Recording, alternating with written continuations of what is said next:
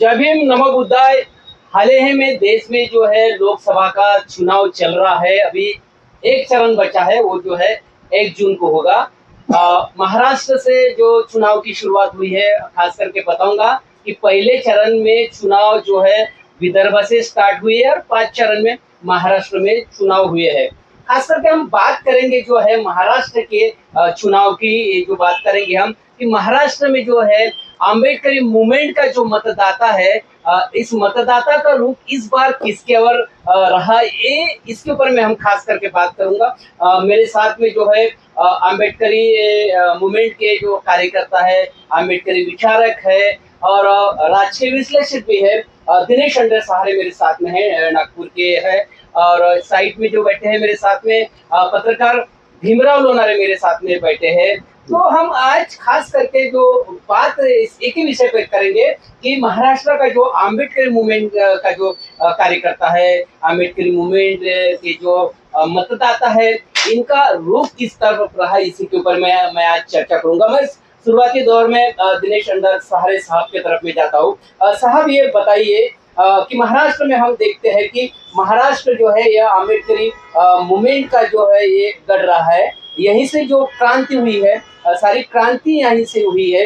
लेकिन हम देखते आ रहे हैं कि आम्बेडकरी मूवमेंट की पार्टियां जो है यहाँ पर कमजोर होती दिखाई दे रही है। और खास करके इस बार जो है आम्बेडकरी मतदाता किसके तरफ गया है, आपको क्या लगता है?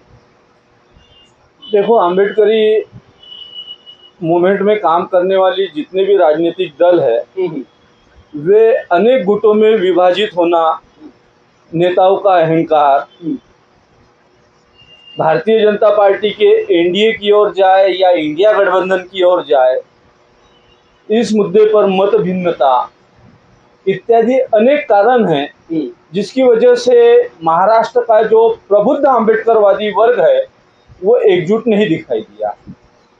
दूसरी बात ऐसी है कि 2014 और 19 में जब से भारतीय जनता पार्टी देश के केंद्र में बैठी, तब से एक विश्लेषण उभर कर सामने आया कि संविधान में निहित दलित, पीड़ित, शोषित, वंचित, मजदूर, किसान, कामगार, मुस्लिम, धार्मिक अल्पसंख्यक के लोग, खास करके महिलाओं के हक और अधिकारों का हनन किया जा रहा है। लोकतंत्र को खतरे में दिखाया जा रहा है, बताया जा रहा है। ऐसी कुछ घटनाएं भी हमको देखने को मिल रही है। इन तमाम चीज़ों से महाराष्ट्र में किसी भी राजनीतिक दल ने संविधान व लोकतंत्र के समर्थन में बड़ी भूमिका नहीं ली।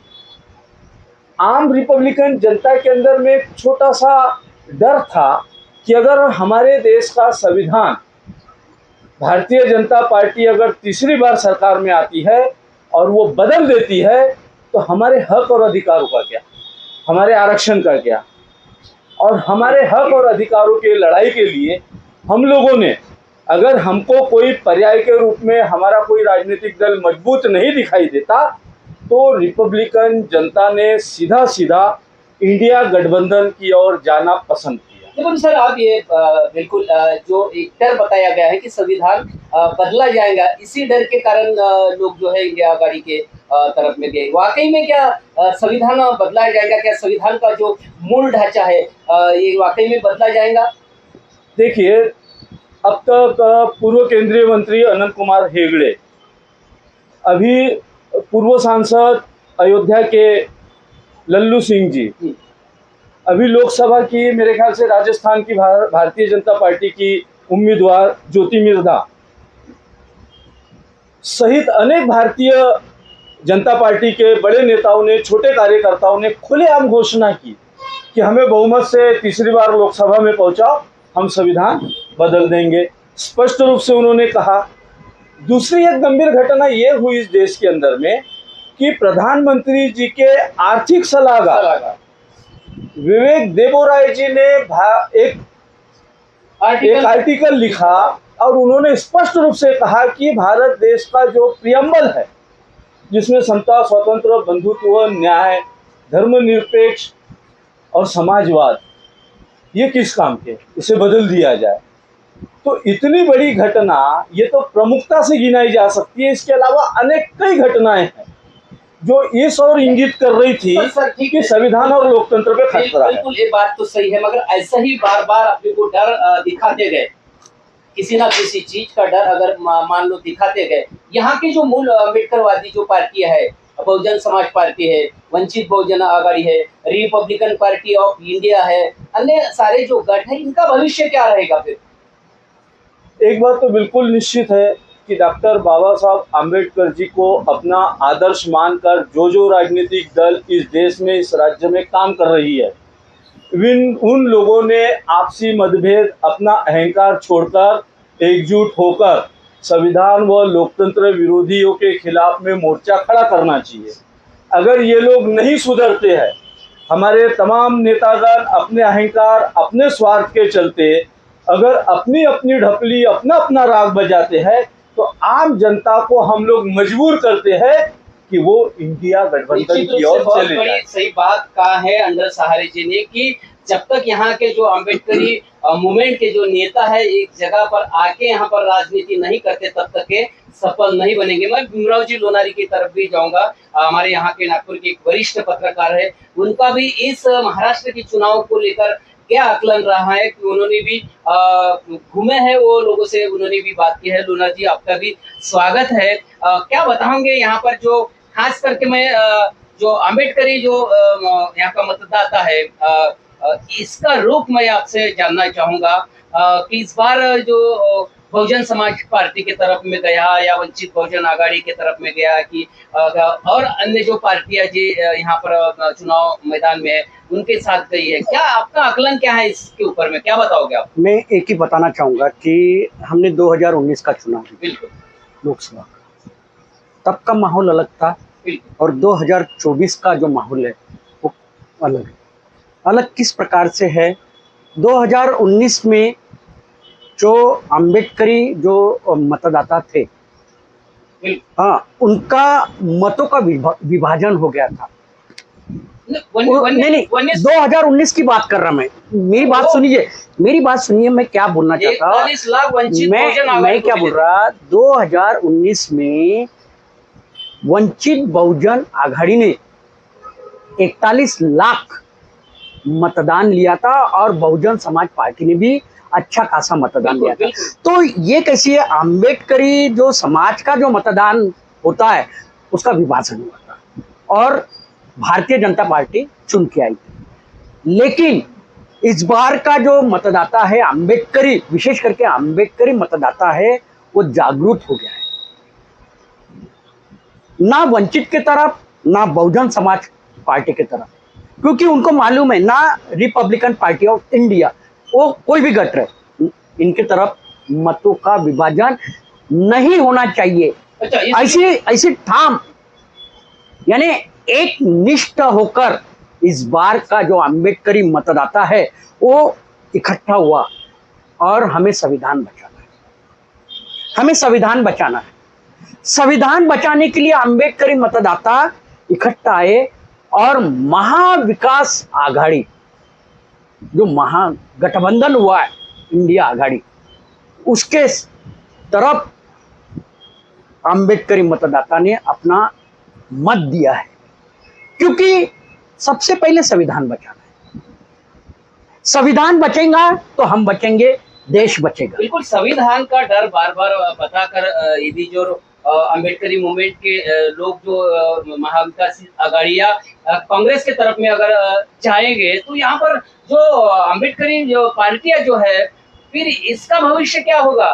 क्योंकि अम्बेडकर खुद के भरोसे यहाँ पर पार्टियां खड़ी होना चाहिए। मैं क्या बताना चाह रहा कि आपने 2024 के चुनाव में देखे प्रचार में कौन थे? रामदास आठवले, सुलेखाताई कुंभारे, जोगेंद्र कवाड़े, तो इनका ये जो थे ये बीजेपी के साथ में थे।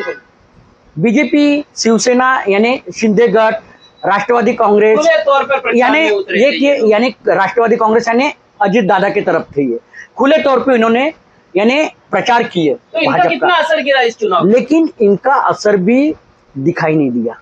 कारण क्या है? लोगों ने सोच लिया, जो अम्बेडकरी अनुयायी हैं, अम्बेडकरी मतदाता है, उन्होंने सोच लिया कि हमें इस बार बदलाव चाहिए, क्योंकि हमें, फिर एक बार बोलूंगा, क्योंकि हमें अपना संविधान को बचाना है, यहाँ पर हमें अपना संविधान बचाना है। प्रकाश आंबेडकर साहब ने जो है वंचित बहुजन आघाड़ी के माध्यम से यहाँ पर अपना स्वतंत्र वो चुनाव लड़े हैं। तो क्या लगता है आपको इस चुनाव में, जो पिछले बार में जो आंबेडकर साहब के पार्टी को जो 41 लाख वोटिंग मिला था, इस बार में क्या इजाफा होगा या कम? देखो, मैं प्रकाश आंबेडकर साहब जो है वो हमारे आदरणीय है, बिल्कुल, लेकिन 2024 का चुनाव जिस प्रकार से महाविकास आघाड़ी ने जब बोला था प्रकाश आंबेडकर साहब को कि हमारे साथ में आइए, हम आपको साथ में मिलके हम चुनाव लड़ेंगे, लेकिन उन्होंने वैसे नहीं किया। नागपुर में समर्थन दे रहे, अच्छा, हाँ, लेकिन रामटेक में उम्मीदवार दे रहे, अकोला में खुद लड़ रहे, गठबंधन में नहीं है। तो ये कैसी है, जो आंबेडकरी मतदाता है उनको कंफ्यूज करने का काम प्रकाश आंबेडकर साहब ने किया है। ऐसी ये मेरा वैयक्तिक मत है, एक पत्रकार करके बता रहा हूं मैं, क्योंकि कैसी है, चुनाव डिक्लेयर होने से पहले तक ऐसे लगता था कि प्रकाश आंबेडकर साहब महाविकास आघाड़ी के साथ जाएंगे, सभी को लगता था और काफी विश्लेषण भी इस पे हुआ है प्रकाश आंबेडकर साहब पे। बड़े बड़े जो विश्लेषक है, जो पत्रकार है, वरिष्ठ पत्रकार है, संपादक है, उन्होंने भी वंचित बहुजन आघाड़ी के जो सर्वो है एडवोकेट प्रकाश आंबेडकर साहब, उन पे चर्चा की है कि वो वंचित बहुजन आघाड़ी उनकी महाविकास आघाड़ी में आए, समाविष्ट हुए, 9 सीटें दे, 4 सीटें दे, कोई भी सीटें दे, लेकिन वो चुन के आए रहते हैं। लेकिन अभी ऐसी स्थिति है। तो अकोला की क्या स्थिति रहेगी प्रकाश आंबेडकर की इस बार अकोला में देखो, मैं बताना चाहूंगा, वहां से भारतीय जनता पार्टी चुन के आएंगे। अकोला जा रहा है कि प्रकाश आंबेडकर लीड पे चलेंगे? नहीं, देखिए मैं क्यों बोल रहा हूं, मतों का विभाजन हो गया, अकोला में मतों का विभाजन हो गया। अगर महाविकास आघाड़ी के साथ में अगर वंचित बहुजन आघाड़ी ने अगर गठबंधन किया रहता, तो आज वहां पे प्रकाश आंबेडकर साहब लाखों के मतों से चुन के आए रहते। प्रकाश आंबेडकर जी का अकोला में उतना खुद का पावर है, उसके बावजूद भी इस बार में उनको असफलता मिलेगी। पावर कौन सा है? बड़ी बड़ी जनसभाएं हमने देखी है। अभी राज ठाकरे का देखिए, राज ठाकरे साहब के जब ये रहती सभाएं रहती, उनमें लोग बहुत दिखाई देते, लेकिन वो मतों में परिवर्तित होना चाहिए ना। निश्चित रूप से सभाएं तो बड़ी होती है, मगर वोटों में कन्वर्ट नहीं होता है, ऐसा ही कहना हमारे जो पत्रकार है भीमराव जी लोनारी का है। इसी विषय को लेकर हम दिनेश टंडन साहब से भी जानना चाहूंगा। साहब, आपका आकलन क्या रहेगा कि अकोला की जो सीट है वंचित बहुजन आघाड़ी की, प्रकाश आंबेडकर जी, उन्होंने कहा है कि महाराष्ट्र के अंदर में 5-6 सीट यहाँ पर चुन कर आएगी, ऐसा भी कहा गया है। आपका आकलन क्या कहता है एक राजनीतिक तौर पर? देखिए, मेरे आकलन की अपेक्षा हमने 2019 की पृष्ठभूमि में इसको देखना चाहिए। 2019 में आदरणीय बाला साहब अम्बेडकर जी ने वंचित बहुजन आघाड़ी बनाई और महाराष्ट्र के अलग अलग जिलों में उन्होंने लाखों लोगों की सभाओं को अरेंज किया। बिल्कुल। तब भी कांग्रेस और तमाम दलों ने बाला साहब अम्बेडकर के साथ समझौता करने की कोशिश की, लेकिन वो समझौता नहीं हो पाया। परिणाम स्वरूप बाला साहब अम्बेडकर जी ने अपने उम्मीदवार खड़े किए। 42 लाख के करीब उनके वंचित बहुजन आघाड़ी को वोट मिला, 7.5% वोटिंग भी, और यह मतदान किसी भी राजनीतिक दल का उत्साह बढ़ाने के लिए काफी है। ये उनका उत्साह बढ़ा, लेकिन परंतु उनके इस मतदान से कांग्रेस और राष्ट्रवादी सहित तमाम विपक्षी पार्टियों के 11 उम्मीदवारों को पराजय का मुंह देखना पड़ा और भारतीय जनता पार्टी और शिवसेना को 48 में से 42 सीटों पर विजय प्राप्त। तो माना गया कि ओवैसी साहब और बाला साहब अम्बेडकर जी ने मिलकर जो वोट काटा या वोट कटवा की भूमिका निभाई, उसकी वजह से भारतीय जनता पार्टी और शिवसेना को लाभ मिला। अब आप देखिए कि 42 लाख वोट तुरंत 6 महीने बाद होने वाले महाराष्ट्र के विधानसभा चुनाव में 21 लाख पे आ गए, यानी 50% वोट में तब्दीली आ गई। तो हम इससे एक निष्कर्ष निकाल सकते हैं कि आम जनता वो 2019 में ही संकेत दे रही थी कि बाला साहब आपने 2019 के लोकसभा चुनाव में विपक्षी दलों के साथ गठबंधन कर लेना था, बिल्कुल आपने नहीं किया, इसलिए विधानसभा चुनाव में हम आपके साथ नहीं। अब 2024 का जैसा ही चुनाव शुरू हुआ तो विपक्षी इंडिया गठबंधन अर्थात महाराष्ट्र में महाराष्ट्र विकास आघाड़ी के नेताओं को बाला साहब की अत्यंत आवश्यकता थी। उनको लग रहा था कि 8-10 सीटों पर हमारी सीटें बाला साहब की वजह से गिरती है, तो हमारे साथ ये आना चाहिए और हमने कुछ सीटें इनको देकर वंचित बहुजन आघाड़ी के भी उम्मीदवार चुनकर लाना चाहिए।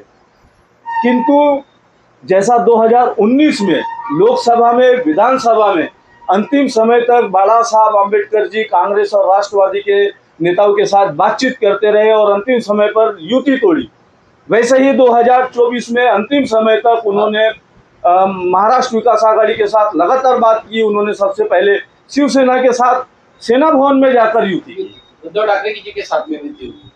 उसके बाद उन्होंने कांग्रेस को ऑफर दिया कि आप शिवसेना और राष्ट्रवादी को छोड़ो, अपन दोनों मिलकर लड़ेंगे। महाराष्ट्र विकास आघाड़ी इंडिया गठबंधन की बंबई की बैठक में बाला साहब को सम्मान के साथ आमंत्रित किया गया, उन्हें भाषण देने का मौका दिया, उन्होंने अपनी बात रखी, राहुल गांधी जी को उन्होंने अपने घर पर खाने पर बुलाया। इतना सब होने के बाद भी अंतिम समय पर उन्होंने इस युति से नकार कर दिया। क्या कारण क्या होगा ऐसा ठोस कारण? इसके पीछे जैसा राजनीतिक विश्लेषकों का कहना है कि बाला साहब अम्बेडकर जी यह इंडिया गठबंधन के साथ नहीं जा सकते। 2024 के शुरुआती दौर में ही अनेक, आप तो पत्रकार लोग हैं, आप लोग जमीन पर उतर कर काम करते हैं, आप बहुत सीनियर है, विजय भाव को तो देखा है कि पूरा महाराष्ट्र उन्होंने शहर शहर जाकर पूरे चुनाव की रिपोर्टिंग की है। आप लोग जमीनी हकीकत बहुत बेहतर तरीके से जानते हैं। आम आदमी ये चाह रहा था, या अम्बेडकरी आंदोलन का आदमी ये चाह रहा था कि बाला साहब 1-2 सीटों में कम ज्यादा हो सकता है, लेकिन हमने मिलकर लड़ना। सम्मान नहीं मिलता था उनको जैसा मीटिंग को बुलाए गए तो उनके जो नेता है उनको बाहर बिठाना 1-1 घंटा। ये जो महाविकास आघाड़ी के आला नेता है, ये वंचित बहुजन आघाड़ी के नेताओं को सम्मान नहीं देते थे, इसलिए उन्होंने वंचित के प्रवक्ता ने जैसे ही बंबई की 7 स्टार होटल में ये कंप्लेंट की कि मुझे बाहर बिठाया गया, दूसरे दिन संजय राउत ने स्पष्ट रूप से कहा कि ये गलत स्टेटमेंट है, मेरे साथ खाना खाकर ये निकले, मेरे साथ खाना खाकर ये निकले हैं। तो ये जो दो विरोधाभासी स्टेटमेंट आते हैं, तो फिर संजय राउत सही बोल रहे हैं या वंचित बहुजन आघाड़ी सही बोल रही है? आम जनता को क्या कहना है कि तुमको खाना खाने बैठाया कि नहीं बैठाया, चेयर पे बैठाया कि नहीं बैठाया, उनको लगता है कि तो आठवले, तो कवाड़े, तो बाला साहेब अम्बेडकर, सुलेखा ताई, श्यामदादा गायकवाड़, हमारे डॉक्टर बाबा साहब अम्बेडकर जी के नाम से काम करने वाले तमाम राजनीतिक दलों के नेताओं ने एकजुट होकर लड़ना चाहिए। उनको तुम्हारे छोटे छोटे अहंकारों से कोई लेना देना नहीं है। उनको महत्व का मुद्दा है कि मेरे देश का संविधान बचना चाहिए, और उसके लिए बाबा साहब के बच्चे अगर आपस में लड़ते हैं तो वो लोग अपने अपने नेताओं को छोड़कर सीधा सीधा इंडिया गठबंधन से जो है इस बार जो चुनाव में जो है खास करके मतदाताओं का क्या रुख है, हमें अम्बेडकरी मतदाताओं का क्या रुख है, ये पहचानने में नेता कम गिरे ऐसा लगता है जी? हाँ, हमारे नेताओं को लगता है कि डॉक्टर बाबा साहब अम्बेडकर जी का नाम लेने से पूरी जनता हमारे साथ आ जाएंगी, वो अपने आप में गिन लेते हैं। जबकि डॉक्टर बाबा साहब अम्बेडकर जी को मानने वाली जो रिपब्लिकन जनता है, उसको इस देश के अंदर में प्रबुद्ध वर्ग माना जाता है, क्या लगता है जागरूक माना जाता है। सर, इस बार में टोटल जो अम्बेडकरी मूवमेंट की जो पार्टियां मैदान में उतरी है, छोटी मोटी से लेके बड़ी तक के, वंचित बहुजन आघाड़ी तक के, तो क्या आपको क्या लगता है कि कितना ये वोटिंग अपने खाते में डाल सकेंगे, खास करके अम्बेडकरी मूवमेंट का? मुझे लगता है कि अभी 20-25 साल से महाराष्ट्र में बहुजन समाज पार्टी एक बड़ी पार्टी के रूप में काम कर रही है। रिपब्लिकन आंदोलन को समाप्त या उसको पीछे करने के बाद बहुजन समाज पार्टी ऐसा कोई उल्लेखनीय कार्य महाराष्ट्र में नहीं कर पाई, पूरे देश में भी नहीं कर पाई। उससे लोग नाराज थे। स्वाभाविक रूप से एक नए नेतृत्व की आशा थी। हाँ, और वंचित बहुजन आघाड़ी जो डॉक्टर बाबा साहब अम्बेडकर जी के परिवार से है, इसलिए माननीय बाबा साहब अम्बेडकर जी को लोगों ने एज ए लीडर के रूप में स्वीकार किया। उनके अंदर कितना नेतृत्व गुण था, कितना त्याग था, समर्पण था, उनका कितनी गंभीरता से पढ़ाई थी, ये मुद्दे अलग। लेकिन वो बाबा साहब अम्बेडकर जी के परिवार के है करके बाबा साहब अम्बेडकर जी के लोगों के मन में एक आदर का भाव था, स्वीकार किया। आनंदराज को भी स्वीकार करते हैं, भीमराव जी को भी स्वीकार करते हैं, रत्न को भी स्वीकार यह समाज करता है, क्योंकि एक हमारे आदर्श महापुरुष के परिवार से। बिल्कुल। वंचित बहुजन आघाड़ी जैसे ही अपनी भूमिका लेती है, वो भूमिका हमेशा असमंजस में दिखाई देती है। अब एक बात बताइए कि आप कांग्रेस का इतना कड़वा विरोध करते हो और बिना मांगे नागपुर में आप कांग्रेस के उम्मीदवार को समर्थन दे देते हो, राष्ट्रवादी को बिना मांगे समर्थन दे देते हो। आपको भारतीय जनता पार्टी से संबंधित उम्मीदवार लोकसभा में लड़ने के लिए कैसा मिलते हैं? आपको रामटेक में चांदे कैसा मिला, भारतीय जनता पार्टी का जिला परिषद का अध्यक्ष? आपके दो लोकसभा के उम्मीदवारों ने आपकी वंचित बहुजन आघाड़ी की टिकट वापस ये बोलकर कि बाला साहेब माफ करा, यदि हम लोग ये चुनाव लड़ते हैं तो जनता को ये पसंद नहीं आ रहा है और संविधान विरोधी लोग चुन कर आएंगे, और वो पाप या ये गलती हम नहीं करना चाहते। इसलिए बाला साहब के दो उम्मीदवारों ने उनकी टिकट वापस की, कई जिला अध्यक्षों ने पार्टी छोड़ी। अमरावती के जिला अध्यक्ष ने खास करके बताऊंगा, कई ऐसे उम्मीदवार, आपको पुणे का उम्मीदवार, आपका भिवंडी का साबरे जो उम्मीदवार है, भीड़े के साथ जो काम करते हैं, जो समाज विघातक लोग रहे हैं, उनके करीब रहने वाले लोग आपके पार्टी के उम्मीदवार कैसे मिल जाते हैं और आप उनका प्रचार करते हो। वहीं दूसरी ओर आप बंबई में उतरते ही एडवोकेट उज्जवल निकम जैसे लोगों ने संसद में जाना चाहिए ऐसी आप बयान देते हो, जहां आपका अपना वंचित का उम्मीदवार है। उसी क्षेत्र में कांग्रेस ने एक बौद्ध उम्मीदवार वर्षा गायकवाड़ दिया और आप समर्थन करते हो, अपना भी उम्मीदवार का समर्थन नहीं करते, वर्षा गायकवाड़ का भी समर्थन नहीं करते, आप उज्जवल निकम का समर्थन करते हैं जो भारतीय जनता पार्टी का उम्मीदवार है। तो ये आपकी जो असमंजस की भूमिका है, उससे लोगों को निराशा है। आपकी जो विश्वसनीयता है, एक नेता की जो विश्वसनीयता होनी चाहिए, वो विश्वसनीयता आपकी जनता के अंदर में नहीं है। आपने हमेशा अविश्वसनीय निर्णय लिए, अपने निर्णयों को बार बार बदला, और आपके निर्णय और बदलने वाले निर्णयों को जनता बेहतर तरीके से जानती है। इसलिए यह रिपब्लिकन जनता आपके साथ पूरी ताकत से खड़ी नहीं हो पाई। निश्चित रूप से सहार जी, जो आपने जो कहा है वो सही है। मैं लोनारी सर की तरफ में भी आऊंगा।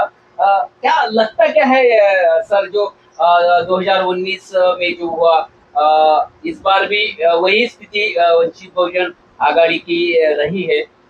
आगे का भविष्य क्या रहेगा आपके विचारों से, यानी वंचित बहुजन आघाड़ी का? अभी विधानसभा चुनाव है, अभी अम्बेडकर ने अभी से कह दिया है कि कांग्रेस के साथ जाएंगे। अभी देखो, ये समझ में नहीं आता। ये अभी देखो, अभी से उन्होंने एक बाड़ा साहब अम्बेडकर जी ने एक गुगली फेंक दी है कि मैं विधानसभा चुनाव में कांग्रेस के साथ जाऊंगा। कांग्रेस ने सतर्क होना चाहिए, जनता ने सतर्क नहीं, मैं एक बात बता रहा हूँ, मैं सतर्क है नहीं, मैं और बताना चाहता। देखो, कंफ्यूजन की राजनीति कौन खेल रहा है महाराष्ट्र में, ये सबको मालूम है। आपको महाविकास आघाड़ी के आला नेताओं को पहले ही पता था कि बाला साहेब अम्बेडकर हमारे से गठबंधन नहीं करेगा। मैं क्या बोलना चाह रहा, मैं क्या बोलना चाह रहा, आदरणीय प्रकाश आंबेडकर साहब जो है विधानसभा के चुनाव में, मैं लिख के दे रहा हूँ, वो गठबंधन नहीं करेंगे, वो एकला चल रहेगा। ये मैं लिख के दे रहा हूँ, मैं लिख के देता हूँ। इसका जो असर है, जो पार्टी में काम करने वाले जो कार्यकर्ता रहते, जिनको ये उत्साह रहता कि नहीं गठबंधन होना चाहिए, गठबंधन से चुनाव लड़ना चाहिए, तो इन कार्यकर्ताओं की निराशा फिर होगी। ये कैसी है निराशा, तो होना ही है, स्वाभाविक है। हमें संविधान बचाना है, एक तरफ हमें संविधान बचाना है। प्रकाश आंबेडकर साहब को भी मालूम है कि संविधान खतरे में है, इसके बावजूद भी वो अम्बेडकरी, फिर एक बार मैं वही कह रहा, अम्बेडकरी जो मतदाता है उन्हें कंफ्यूज क्यों कर रहे हैं? अभी अम्बेडकरी मतदाता कंफ्यूज नहीं होंगे। विधानसभा के चुनाव में भी महाविकास आघाड़ी के साथ अम्बेडकरी जनता रहेगी। तो फिर ऐसे से फिर जो खास करके अम्बेडकरी मूवमेंट की पार्टियां कैसे बढ़ेंगी, ये भी सवाल है। देखो अटल सारे जी, मुझे क्या लगता है हमें तो कि खुद के भरोसे हमको पार्टी करना है और हमारे कुछ एमएलए चुनकर जाना चाहिए, ऐसा तमाम यहाँ के लोगों को भी लगता है कि हमारे जो खास अम्बेडकर को मानने वाले जो है वो विधानसभा में जाना चाहिए, वो लोकसभा में जाना चाहिए। क्योंकि मैंने भी तमाम लोगों से मैंने बात की है तो लोगों का भी कहना है कि बाकी कोई नहीं चुन के आए तो भी चलेगी, मगर बाला साहब अम्बेडकर लोकसभा में जाना चाहिए। क्योंकि बाला साहब अम्बेडकर एक बुद्धिजीवी नेता है, वो समाज की बात अच्छे से वो लोकसभा में रख सकते हैं।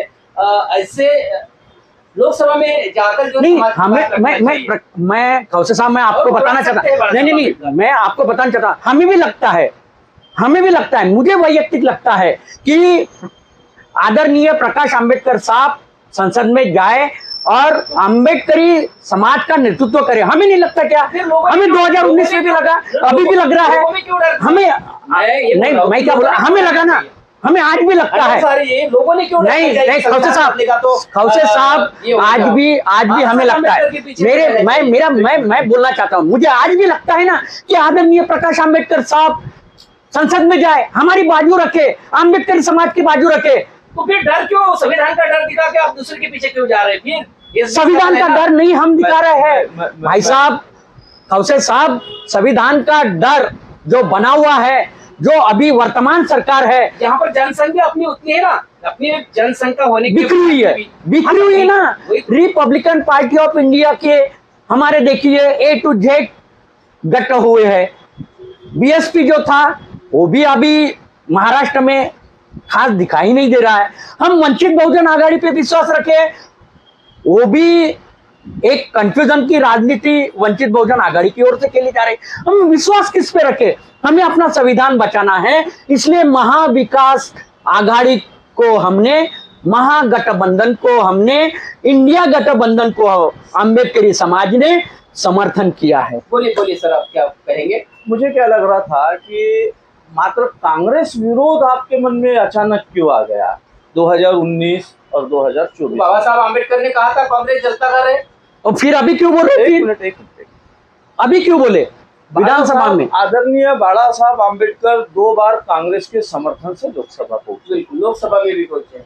जब आप 2 बार कांग्रेस के समर्थन से लोकसभा पहुंचे, तब आपको बाबा साहब आम्बेडकर ने जड़ता घर है बराबर है, नहीं था? हाँ बराबर है, तब आपको याद नहीं था? तब कांग्रेस जलता घर नहीं दिखाई दिया, वो स्टेटमेंट पढ़ने में नहीं आया बाला साहब आम्बेडकर जी जैसे वरिष्ठ नेताओं को? स्वाभाविक रूप से इसके पीछे एक लंबी राजनीति, और इस देश के अंदर में जो डॉक्टर बाबा साहब आम्बेडकर जी को मानने वाला जो मूवमेंट है वो खड़ा ना हो, इसके लिए अनेक लोग प्रयासरत हैं।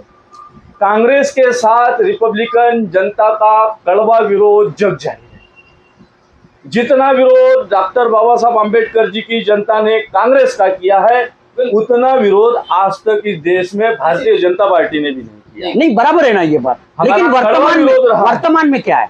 लेकिन हमारे नेताओं के ऊपर जो जिम्मेदारी थी कि वे हमको एक बेहतर पर्याय देते, वो पर्याय देने में हमारे नेता असफल है, और इसकी वजह से आम जनता को स्वयं निर्णय लेना पड़ा।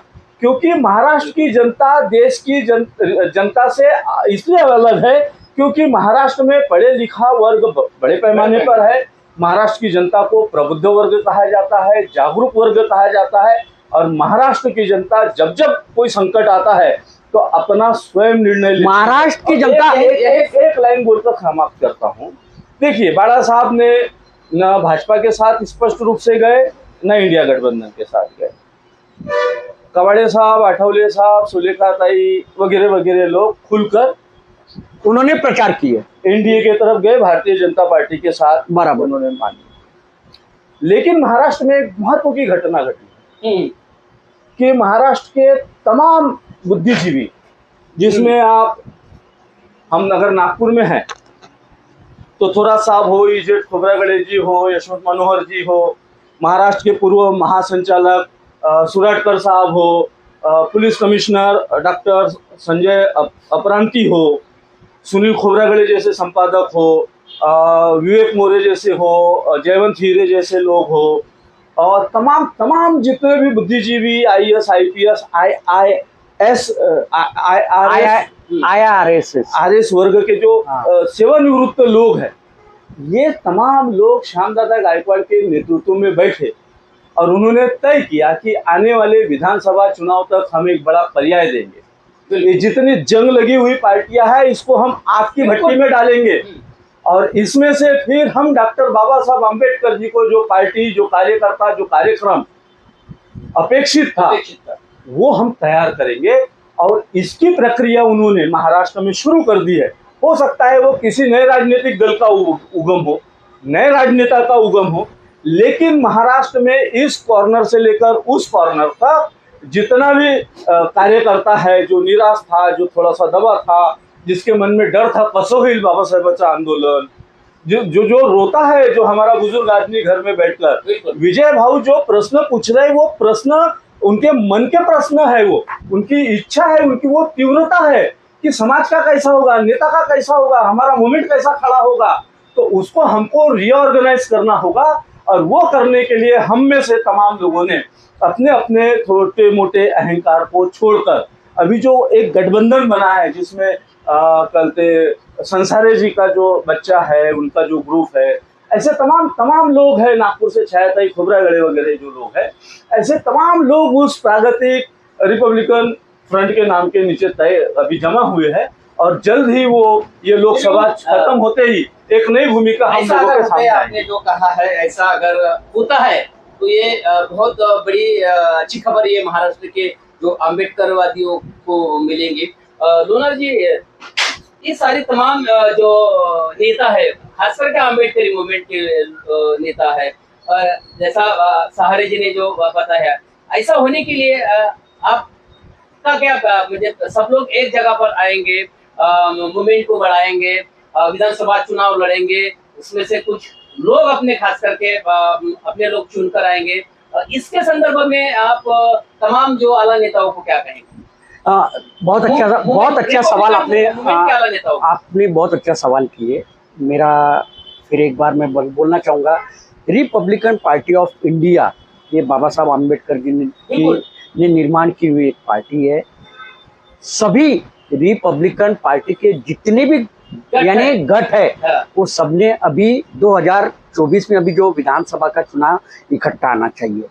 और अम्बेडकर मैं बताना चाहता ना, यानी रिपब्लिकन पार्टी के जितने यानी बिखरे हुए जो गठ है वो इकट्ठा आना चाहिए। उसी प्रकार BSP, वंचित बहुजन आघाड़ी, इन्होंने भी इकट्ठा आना चाहिए और अपना एक नेता चुनना चाहिए। और ये तीनों ने यानी Vanchit Bahujan Aghadi, BSP, republican party of India, सभी गठ इन्होंने सब इकट्ठा आकर एक अपनी तीसरी आघाड़ी तैयार करना चाहिए। देखिए कैसी बदलाव नहीं आता, मुख्यमंत्री अम्बेडकरी समाज का बनेगा। एक प्रैक्टिकल करके देखो आप, प्रैक्टिकल करके देखो। वर्चस्व का जो लड़ाई रहती है यहाँ पर, इसका मुखिया कौन बनेगा, इसके ऊपर भरोसा नहीं है, इनके ऊपर भरोसा नहीं है, ऐसे में क्या ये संभव है? लोनारी जी की भावना बहुत सुंदर है, भावना सुंदर है, बहुत अच्छी है। 1960 में जैसे महाराष्ट्र का गठन हुआ, महाराष्ट्र राज्य का, विपक्षी दल पे रिपब्लिकन पार्टी ऑफ इंडिया का विधायक है ना। तो हम लोग तो ये चाहते हैं कि बाबा साहब द्वारा अपेक्षित जो हमको संगठन दिया है, हमको हमारे मन से कौन नेता होगा ये महत्वपूर्ण नहीं। रिपब्लिकन पार्टी का नेता अगर कल चल के भीमराव लोनारे जी बनता है 4 साल के लिए, तो फिर से वो आंतरिक चुनाव होंगे, उसके बाद विजय खौसे बनेंगे, उसके बाद हो सकता है कि कोई और तीसरा बनेगा। हमको तो अहंकार से दूर हटना है, हमको तो मूवमेंट खड़ी करना है।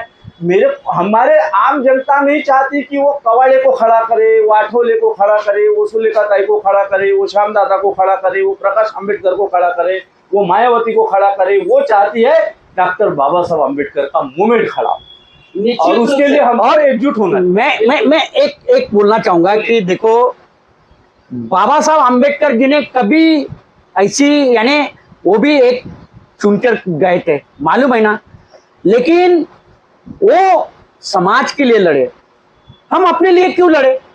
हमने भी, हमारे नेताओं ने नेता जो है अलग अलग गठों में जो बटे हुए नेता है हमारे, उनको मेरी एक ही विनंती है, अगर तुम सच्चे अगर बाबा साहब के अगर अनुयायी होगे तो बाबा साहब के मूवमेंट को 2024 में अभी विधानसभा का जो चुनाव आ रहा है सबने इकट्ठा आना चाहिए। उसमें BSP, Vanchit Bahujan Aghadi, Republican party of India के सभी गठ इकट्ठा आके एक तीसरी आघाड़ी तैयार करो और महाराष्ट्र का चित्र बदल दो। ये मेरा एक विनंती है, आग्रह है सभी अम्बेडकरी नेताओं को। जो दोनों वक्ताओं ने बहुत अच्छी से यहाँ पर बात की है कि जो रिपब्लिकन मूवमेंट के नेताओं में जो अहंकार है वो अहंकार छोड़ देना चाहिए, और जो अपनी रिपब्लिकन मूवमेंट की जो पार्टियां है, जैसे सभी पार्टियां है, वो भी अपनी अपनी पार्टियां छोड़ के एक जगह पर आकर जो है फिर से यहाँ पर जो है महाराष्ट्र में खास करके इस मूवमेंट को प्रैक्टिकल करना चाहिए। हाँ। और ऐसा ये जो पैटर्न है ये पूरे देश में भी जा सकता है, क्योंकि यहाँ पर जो है महाराष्ट्र में जो है ये क्रांति भूमि है, संतों की भूमि है, यहाँ पर दीक्षा भूमि है। डॉक्टर बाबा साहब अम्बेडकर ने यही से धम्म की क्रांति की थी। ऐसे ही एक क्रांति है, राजनीतिक क्रांति जो है ये अपेक्षित है, हमारे दोनों वक्ताओं को अपेक्षित है। अगर यदि मान लो ऐसा नहीं होता, यदि 2024 के विधानसभा चुनाव में ऐसा नहीं होता तो इसके भी परिणाम जो है विपरीत हो सकते हैं। इस वक्त आपने अभी 1 जून को आखिरी चरण का चुनाव है और 4 जून को यहाँ पर देश का रिजल्ट आने वाला है, और खास करके महाराष्ट्र में क्या रिजल्ट आता है ये भी बहुत बड़ा महत्वपूर्ण है। तमाम जो यहाँ की जो अम्बेडकरी मूवमेंट की जो पार्टियां है कितना प्रतिशत लेती है, पिछले बार में कितना लिया था, इस बार कितना लेंगे, ये भी बहुत जानने लायक है और सभी की नजरें भी इसके ऊपर में लगी है। मैं एक बोलना चाहूंगा, मेरे यानी मैं एक पत्रकार हूँ और अम्बेडकरी समाज से बिलोंग करता हूँ। मैं एक विनंती करना चाहूंगा, मैं अम्बेडकरी समाज को मैं एक विनंती करना चाहूंगा, नेताओं को एक विनंती करना चाहूंगा इस वीडियो के माध्यम से कि Bahujan Samaj party, Republican party of India के सब गठ तट जो है और वंचित बहुजन आघाड़ी, ये सब नेताओं ने एक मेरी विनंती है, एक पत्रकार की एक विनंती है कि आप इकट्ठा आइए। 2024 का विधानसभा चुनाव है और विधानसभा चुनाव में अपनी ताकत दिखाइए। निश्चित तौर पे मुख्यमंत्री अम्बेडकरी समाज का बन के रहेगा। यही मेरी अम्बेडकरी समाज के सभी नेता जो है उनसे मेरी विनंती है। तो दोस्तों, चर्चा कैसी लगी निश्चित रूप से आप हमारे कमेंट बॉक्स में लिखिए और ज्यादा से ज्यादा इस चर्चा को शेयर करिए ताकि ये जो तमाम हमारे अम्बेडकरी मूवमेंट के नेता है वो भी सुन सके। तो हमारे चैनल को लाइक सब्सक्राइब करना न भूलिए। जय भीम, नमो बुद्धाय। जय भीम, नमो बुद्धाय।